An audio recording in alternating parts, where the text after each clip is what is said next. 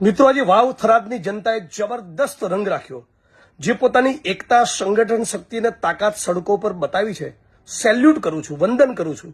ગુજરાતની અંદર જે પ્રમાણે દારૂ અને ડ્રગ્સનો કાળો કારોબાર એ ભરડો લઈ ચૂક્યું છે. ગુજરાતની અનેક બેન દીકરી માતાઓને વિધવા બનાવી ચૂક્યું છે.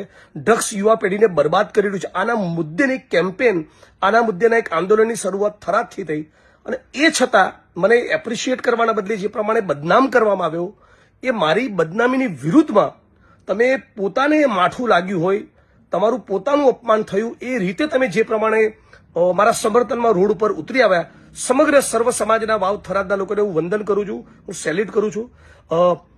ગેનીબેન ઠાકોર, ગુલાબસિંહભાઈ રાજપૂત અને આખા દલિત સમાજના બધા જ અગ્રણીઓ, સર્વ સમાજના વડીલો, આગેવાનો, ક્ષત્રિય સમાજ, ચૌધરી સમાજ, ઠાકોર સમાજ મોટી સંખ્યામાં બધા જ લોકોએ જે પ્રમાણે સમર્થન કર્યું છે, બધા લોકોને હું દિલથી અભિનંદન પાઠવું છું, ધન્યવાદ કરું છું.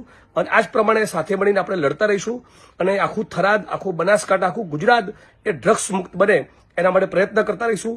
હવે વધુ એક તાકાતવાળો કાર્યક્રમ 6 ડિસેમ્બરે કરીશું. ડોક્ટર બાબા સાહેબ આંબેડકરનો નિર્વાણ દિન છે. એ દિવસે હું આવું છું ફરી એકવાર થરાદ. તો ફરી એકવાર મોટો મોરચા માટે તૈયાર થઈ જાઓ. ફરી એકવાર તાકાત બતાવીએ, ફરી એકવાર સંગઠન શક્તિ બતાવીએ.